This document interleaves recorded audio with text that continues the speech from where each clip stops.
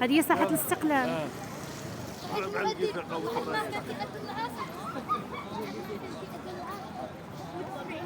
اشهد ان بغينا ناكلوا الطنجية كتعيش في البرية. كايناش طاقيت انت لا دسيتيها بيدك عسيري جبدي بعدا راه غتشوفي فشي جيب اخر راه نخلي لك اختك على طاقية. ها جا اسراء شتا داديها لا الصفا هذه ما دسيناش فاس ديري ليها.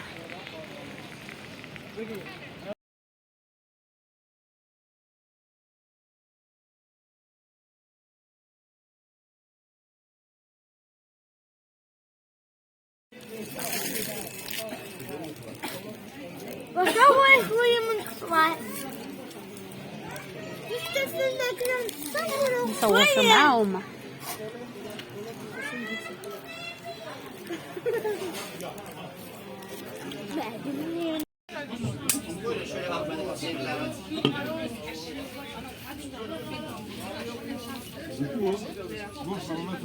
لا والله من عافية الحمل ما عنديش ماء. خذي هذا قطعي نقي تما عير الفريت هزي الفريت. اهلا وسهلا الغزالات، كي دايرين؟ لاباس عليكم؟ كلشي بخير؟ اموركم هانيه؟ كما سبق ليا شاركت معكم في الفيديو السابق. اليوم الجزء الثاني من الخرجه اللي خرجنا ليها بوحدنا، يعني بلا قيد بلا والو. حنا كنا واحد 3 الاسر تجمعنا وقررنا اننا نخرجوا نخوضوا هذه المغامره بوحدنا، يعني ماشي ضروري حتى يدينا القيد او نمشيو مع شي حد يوجهنا. بغينا حنا ناخذوا هذه المغامره، فمشينا خدينا المترو، لان عندنا حنا كان عندنا التيليكارت ديال المترو، كان خداه لينا فاش ركبنا في التيليفريك. كل واحد عنده التيليكارت ديالو. مشينا ب 10 ليره الواحد، وعاودنا بدلنا تاني ركبنا في مترو اخر في الطريق تاني بدلنا وركبنا تاني ب10 ليره. يعني كل واحد 20 ليره. يعني انا ولادي مشينا ب60 ليره، وملي كنا راجعين رجعنا في المترو مره غير وحده 10 ليره وكملنا على رجلينا.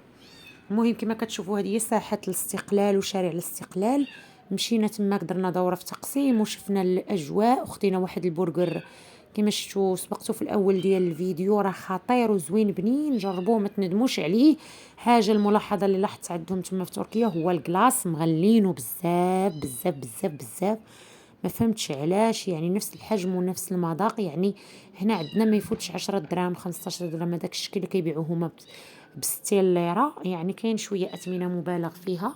والمهم درنا وشفنا وخدينا فكره وعرفنا باش مره اخرى ان شاء الله ما نوقعوش في نفس الغلط. ايوا هذا مكان، لانهم هما كيتلقاو الدراري كيبقاو يديروا لهم ديك الحركات وما كيقولوش لك الثمن، حتى كتاخذي من عندهم عاد كيتفاجئي بداك الثمن، ولكن كتضطري انك تشريه كتخلصيه. يعني ما عندنا ما نديروا، هذا مكان. ايوا هانتوما كتشوفوا، خليكم معنا الى اخر الفيديو، وما تنساوناش لي لايك والبارطاج مع حبابكم وصحابكم، وخليوا لي تعاليق محفزه، وعاونوني باش حتى انا نوصل غير ل10 راه باقي لي تقريبا شي 800 ابوني. ايوا هذا مكان. يلا بسلامه عليكم، ما سخيتش بكم، وباقي ان شاء الله عندنا فلوقات وفيديوهات ان شاء الله للرحله ديالنا في تركيا حتى نرجع معكم من المغرب ان شاء الله. يلا باي باي عليكم، بسلامه عليكم، ما سخيتش بكم. هاد القصريه كاينه في واحد الدخله تماك في هذاك الشارع ديال تقسيم ديال الاستقلال، ما عرفتش شنو سميتها صراحه. فيها زوينه وعندهم هما لو فغي فوغيغ، ولكن كاين الثمن، كاين 2000 درهم، كاين 3000 درهم، كاين الثمن المليح بثمنه صراحه. هذا مكان. يلا بسلامه عليكم. ونزيدكم تاني واحد الملاحظه اللي لاحظتها عندهم هما في البلد ديال تركيا، كاينه شويه العنصريه. يعني ملي كيشوفوك براني المهم كيحاولوا يستغلوك ويحاولوا ياخذوا منك الفلوس باي طريقه، لانهم كيستغلوا داك الجهل ديالك وعدم المعرفه.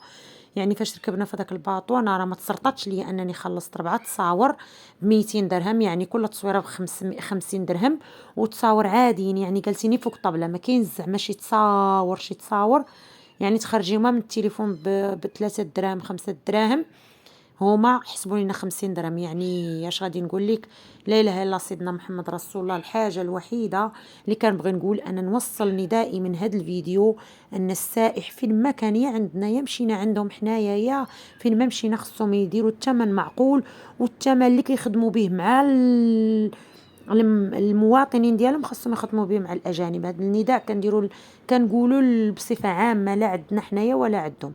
يعني حتى حنا الاجانب ما خصناش نستغلوهم، وهما كذلك ما خصهمش يستغلوا الاجانب، لان راه هذا الشيء راه ولا تيضر في الخاطر.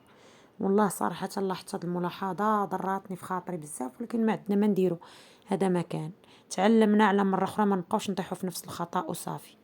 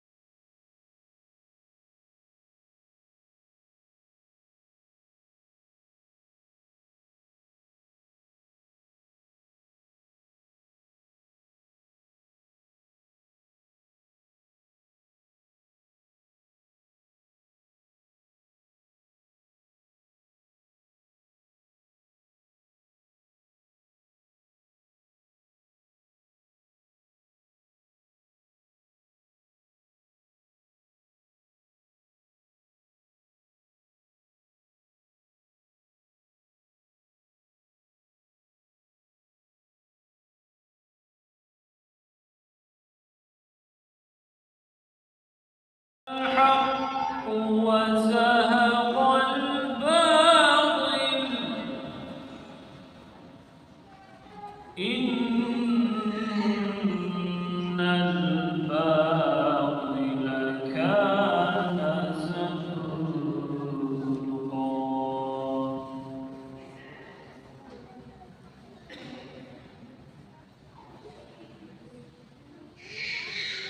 وننزل من القرآن ما هو شفاء. اللي هي ب60 ليره بزاف، ولا تاخديتي لي ب60 ليره؟ ياك رسلت لك الفيديو.